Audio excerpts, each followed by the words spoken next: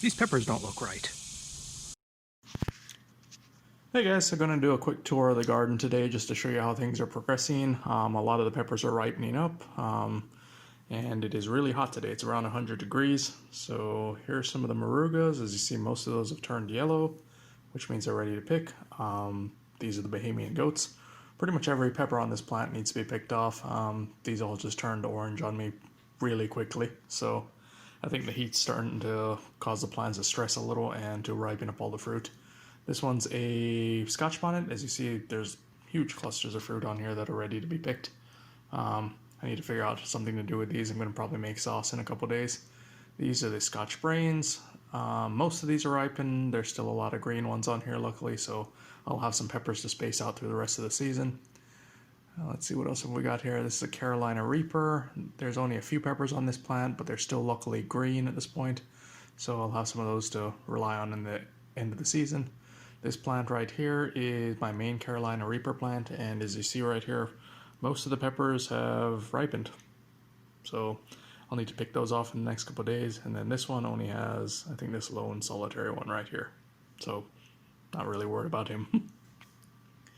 As we all covered the secondary garden, this is the plant that was supposed to be a yellow Muruga, but I think it got crossed with something last season and turned into this. They taste like Scotch Bonnets. I've tried a few of these peppers already, and they're not too bad actually, so I have no problem with this plant. This one's a true Scotch Bonnet. I think this is an MOA. This one's producing really well, and as you see, a lot of peppers have ripened as well, so I need to pick all of these off in the next couple of days. This one's another Scotch Bonnet. As you see, again, they're all producing really well at this point, despite the heat of the day. So as I mentioned, it's about 100 degrees right now. I had to go and water the plants midday because they were all wilting, and I was afraid that they were going to start dropping fruit. This one's the Papa Joe's Scotch Bonnet, and these ones always produce really well. As you see, there's tons of little fruit back there.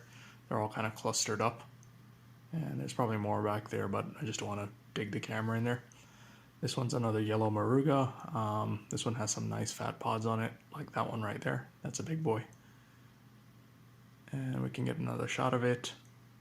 There you go. Thing's about the size of a small plum. These are some more Scotch Bonnets. These are MOAs. These actually came in later in the season, so these are all still growing. They're not even close to being ripened at this point, which is good. This one is a Muruga, which I think only has 2 or 3 peppers on this plant. These are some more Scotch Brains. This one doesn't have too many peppers, but the ones that it does have, they are ripened already.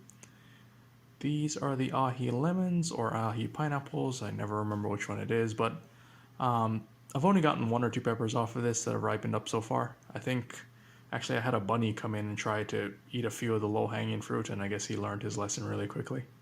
So I kind of laughed at that. This one is a Carolina Reaper. I think there's around 2 peppers on there. I can't remember where they are.